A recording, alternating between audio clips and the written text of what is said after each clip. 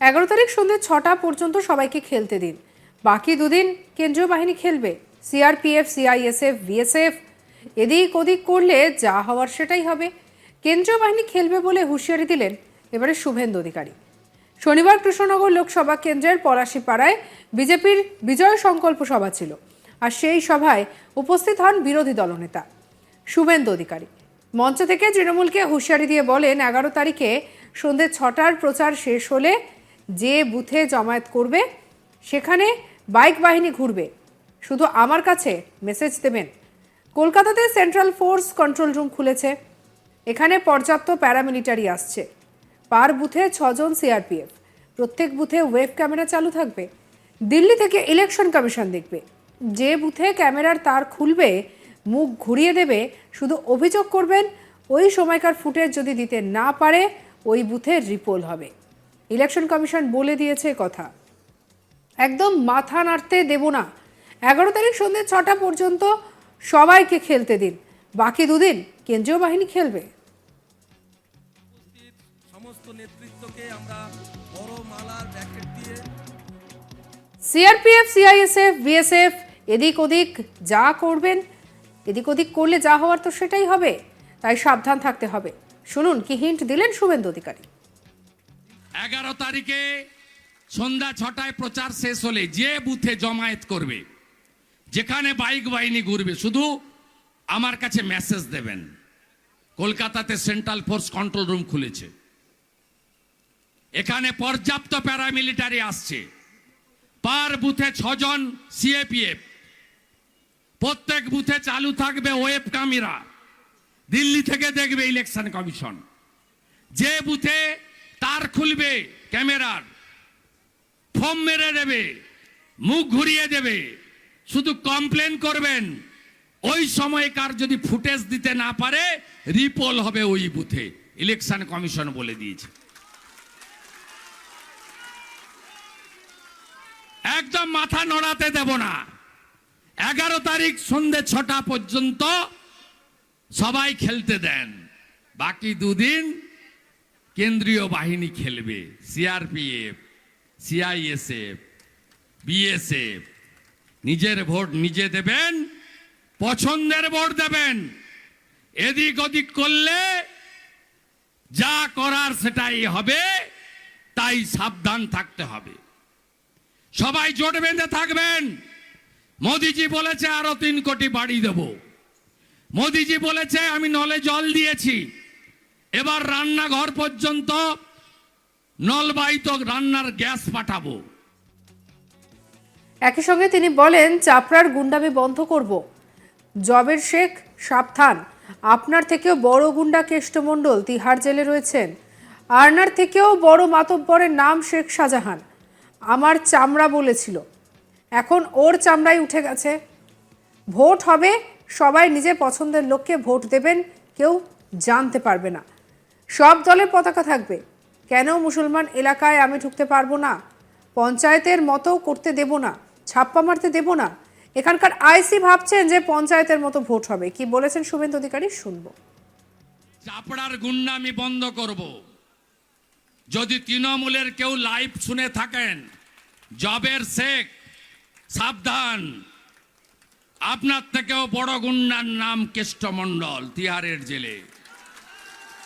আপনার থেকেও বড় মাতব্বরের নাম শেখ শাহজাহান। আমার চামড়া তুলবে বলেছিল, এখন ওর চামড়াই উঠে গেছে।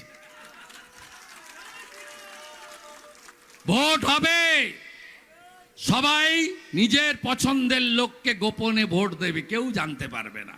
এটাই তো গণতন্ত্র।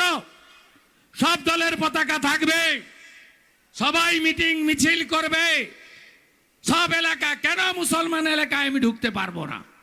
ঠিকা নিয়েছো তোমরা নাকি? ভোটটা করতে দেন না, পঞ্চায়েতের মতো করতে দেব না, ছাপ্পা মারতে দেব না। এখানকার আইসি ভাবছেন পঞ্চায়েতের ভোট হবে, হইব না। সন্দেশখালীর 2 নম্বর ব্লকের মন্ডল ব্লকের প্রেসিডেন্ট গঙ্গাধর কয়ালকে সন্দেশখালী নিয়ে বিস্ফোরক কথা বলতে শোনা গিয়েছে।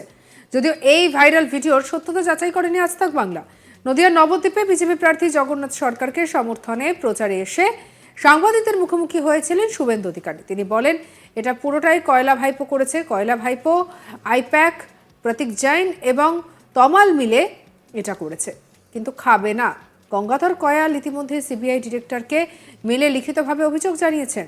তিনি সিবিআই অফিসে যাচ্ছেন ভাইপোর বিরুদ্ধে অভিযোগ করার জন্য। পুরো বিষয়টা নিয়ে আমরা অনেক দূর যাব। সন্দেশখালীর লড়াইয়ের মুখ মহিলারা প্রায় 379টা অভিযোগ হয়েছিল। পুলিশের কাছেও বহু অভিযোগ হয়েছে। নির্বাচনে হারবে বলে এটা করছে। আমার খুব ভালো লাগছে যে বিরোধী দলনেতা পিসি ও ভাইপোর পায়ে কাঁটা ঢুকিয়ে দিয়েছে, এটা বোঝা যাচ্ছে। কি বলছেন শুভেন্দু অধিকারী, শুনবো। আমি বলে দিচ্ছি, আমি এক স্যান্ডেলেও গঙ্গাধর কয়লা দিয়েছি। It's a manufacture by the কয়লা ভাইপো। কয়লা ভাইপো, আইপ্যাকের প্রতীক জৈন এবং তমাল বলে একজন পোর্টাল চালায়, আগে একটা ইলেকট্রনিক্স চ্যানেলে ছিল। এরা মিলে এটা করেছে, খাবে না। গঙ্গাধর কয়াল ইতিমধ্যে সিবিআই ডাইরেক্টরকে লিখিত কমপ্লেন করে দিয়েছেন মেলে, এবং তিনি সিবিআই অফিসে যাচ্ছেন। তিনি কলকাতা পৌঁছে গেছেন, সিবিআই অফিসে যাচ্ছেন ভাইপোর বিরুদ্ধে অভিযোগ করার জন্য। পুরো বিষয়টা নিয়ে আমরা অনেক দূর যাব। সাজানো হয়েছে ভিডিওটা, পুরোপুরি ম্যালাফাইড ইন্টেনশন থেকে করা হয়েছে। সন্দেশখালীর লড়াইয়ের মুখ হচ্ছে মহিলারা, পীড়িতরা। একটা পীড়িত মহিলা বা প্রায় 379টার মতো কমপ্লেন হয়েছিল, কিছু পুলিশের কাছে।